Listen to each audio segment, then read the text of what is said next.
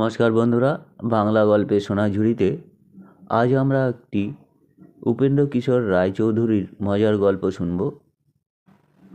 আজকের গল্প সাক্ষী শেয়াল।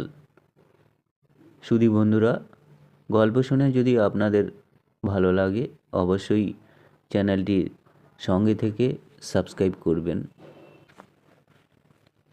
একজন সওদাগর একটি ঘোড়া নিয়ে বেড়াতে যাচ্ছিল।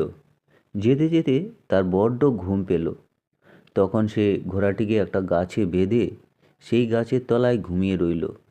এমন সময় এক চোর এসে সওদাগরের ঘোড়াটিকে নিয়ে চলে যাচ্ছে।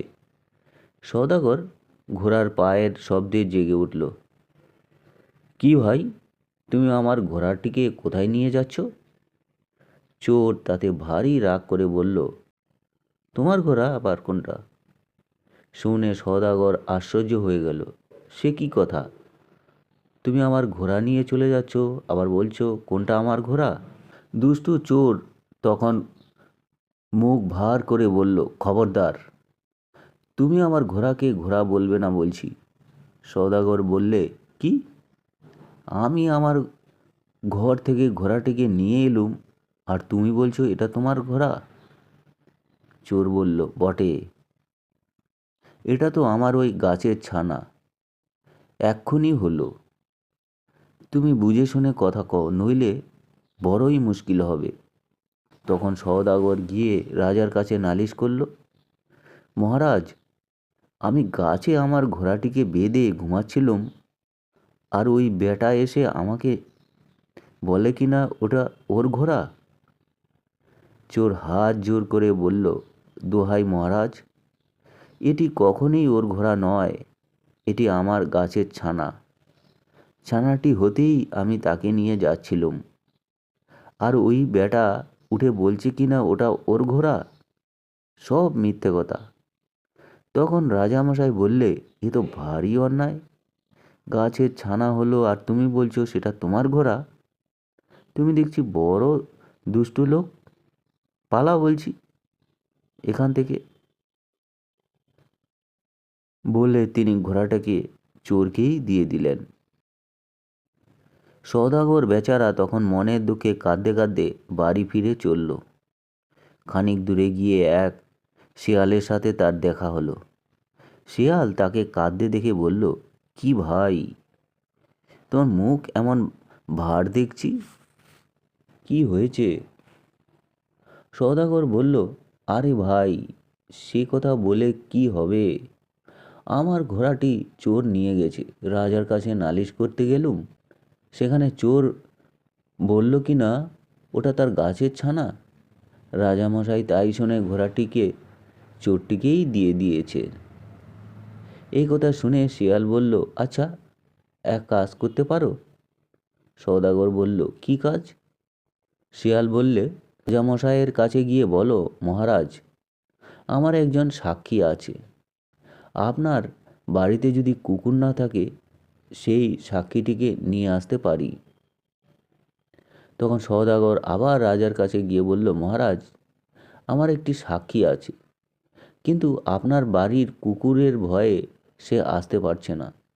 অনুগ্রহ করে যদি কুকুরটিকে তাড়িয়ে দেওয়ার হুকুম দেন, তবে আমার সাক্ষীটিকে নিয়ে আসতে পারি। তা শুনে রাজামশাই তক্ষুনি সব কুকুরকে তাড়িয়ে দেওয়ার হুকুম দিয়ে বললেন, আচ্ছা, এখন তোমার সাক্ষী আসুক।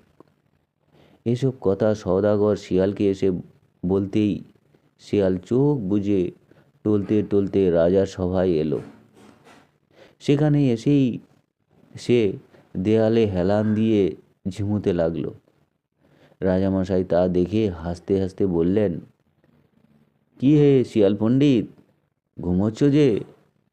শিয়াল আজ চোখ মিটমিট করে তাকিয়ে বলল, মহারাজ, কাল সারা রাত জেগে মাছ খেয়েছিলুম, তাই আজ বড্ড ঘুম পাচ্ছে। রাজা বললেন, এত মাছ কোথায় পেলে? শিয়াল বলল, কাল নদীর জলে আগুন লেগে সব মাছ ডাঙায় উঠল। আমরা সকলে মিলে সারা রাত খেলুম, খেয়ে কি আর শেষ করতে পারি? এ কথা শুনে রাজামশাই এমনি ভয়ানক হাসলেন যে আর একটু হলেই তিনি ফেটে যেতেন।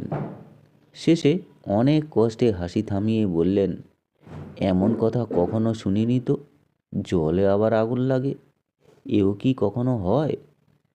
এসব পাগলের কথা। মহারাজ, ঘোড়া গাছের ছানা হয়, এমন কথাও কি কখনো শুনেছেন? সে কথা যদি পাগলের কথা না হয়, তবে আমার এই কথাটির কি দোষ হলো? শেয়ালের কথায় রাজামশাই ভারী ভাবনায় পড়লেন। ভেবে চিনতে শেষে তিনি বললেন, তাই তো, ঠিকই বলেছে, গাছের আবার ছানা হবে, এ বেটা নিশ্চয়ই চোর। তখনই হুকুম হলো, আনো তোরে সেই চোর বেটাকে বেঁধে। অমনি 10 জন পেয়াদা গিয়ে চোরকে বেঁধে আনলো। আনতেই রাজামশাই বললেন, মার বেটাকে 50 ঘা। আর বলতে না বলতেই পেয়াদারা চটাস চটাস করে জোরে পিঠে মারতে লাগলো। সে বেটা চেঁচিয়ে বলল, গেলুম গেলুম, আমি ঘোড়া এনে দিচ্ছি, এমন কাজ আর কখনোই করব না। কিন্তু তার কথা আর কে শোনে? রাজা বললেন, শিগগিরই ঘোড়া এনে দে, নইলে আরও পেটাবো। চোর তাড়াতাড়ি ছুটে গিয়ে ঘোড়া এনে দিল। তারপর নিজ হাতে তার নাক কান মলিয়ে মাথা চেঁচে তাতে ঘোল ঢেলে হতভাগাকে দেশ থেকে দূর করে দেওয়া হলো। সওদাগর তার ঘোড়া পেয়ে শেয়াল আশীর্বাদ করতে লাগলো।